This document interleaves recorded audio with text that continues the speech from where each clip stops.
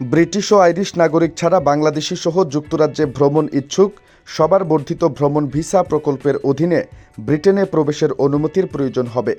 দেশটির স্বরাষ্ট্রমন্ত্রী এই ঘোষণা দিয়েছেন। হোম সেক্রেটারি ইভেট কোপার ঘোষণা দিয়েছেন, চলতি বছরের নভেম্বর থেকে কয়েকটি দেশের পর্যটকদের ভিসা ছাড়াই যুক্তরাজ্যে প্রবেশের জন্য 10 পাউন্ড ফি দিতে হবে।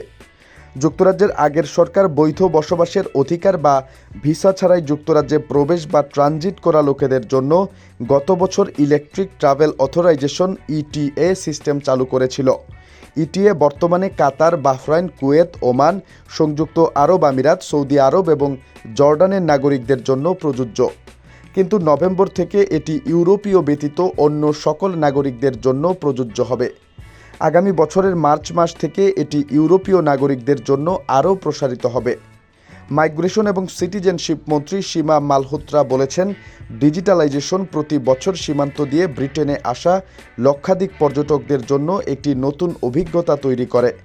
আমরা যুক্তরাজ্যে পর্যটকদের আন্তরিকভাবে স্বাগত জানাই। তারা আমাদের পর্যটনে 32 বিলিয়নেরও বেশি অবদান রাখবেন। ইটিএর বিশ্বব্যাপী সম্প্রসারণ নতুন প্রযুক্তি এবং আধুনিক অভিবাসন ব্যবস্থা যুক্ত করার মাধ্যমে নিরাপত্তা বাড়ানোর জন্য আমাদের প্রতিশ্রুতি নিশ্চিত করে।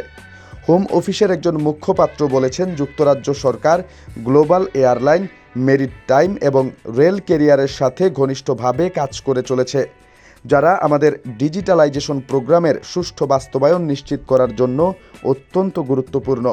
নতুন নিয়মের কারণে জর্ডানের নাগরিকরা আর ইটিএ নিয়ে যুক্তরাজ্য ভ্রমণ করতে পারবেন না। তবে এমন ভ্রমণকারীদের জন্য 4 সপ্তাহের ট্রানজিট পিরিয়ড থাকবে, যারা ইতিমধ্যেই একটি ইটিএ নিয়ে ভ্রমণের বুকিং নিশ্চিত করেছেন।